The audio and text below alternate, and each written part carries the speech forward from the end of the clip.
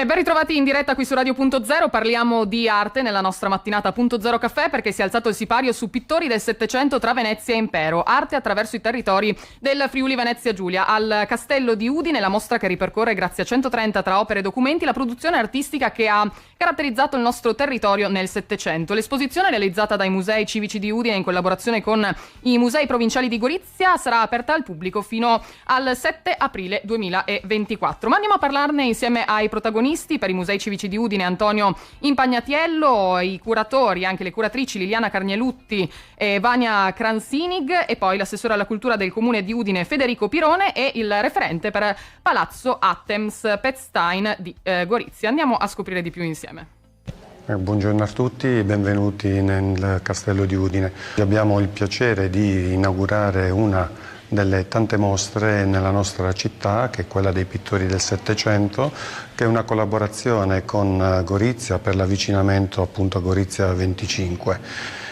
Questa mostra è un fiore all'occhiello perché ci permette anche di rivalutare e valorizzare i nostri depositi, come anche sono esposti per la prima volta nostre opere a favore appunto dei cittadini. I legami e le influenze culturali sono più forti di qualsiasi confine. Nel Settecento Udine e Gorizia erano divise, appartenevano a due entità statali diverse. Questa mostra ci fa capire, insomma, come questo non fosse un problema per i pittori appunto del Settecento.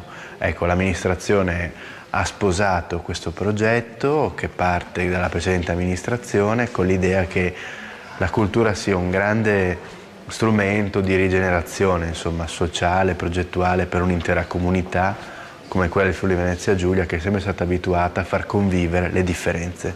Ci troviamo all'interno delle sale della Galleria d'Arte Antica in Castello a Udine, che in occasione della mostra Pittori del Settecento tra Venezia e Impero accoglie una parte dell'esposizione. La seconda verrà invece accolta dal 14 dicembre a Gorizia presso Palazzo Attems Petzstein.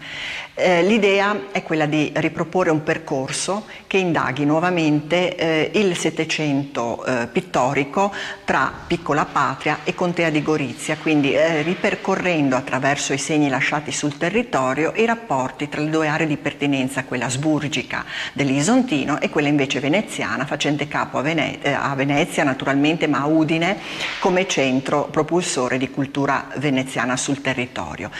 Anche a Gorizia avremo in mostra dipinti, avremo in mostra disegni e incisioni che integrano e aggiungono un altro punto di vista al Settecento lungo questo confine tra i territori della Serenissima e le terre degli Asburgo.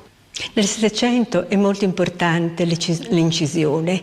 Abbiamo uno splendido esempio in uno dei tanti volumi nel volume qui presente in mostra, di un'opera di Gian Giacomo Marinoni, udinese, che si trasferisce a Vienna, dove diventa matematico di corte, e la sua opera è edita a Vienna con una splendida antiporta di Daniele Bertoli, un altro friulano che si è trasferito a Vienna, dove è pittore di corte. Vi ricordo anche che per saperne di più potete andare direttamente sul sito civicimuseiudine.it e scoprire anche la mostra dal vivo, andandola a visitare fino al 7 di aprile.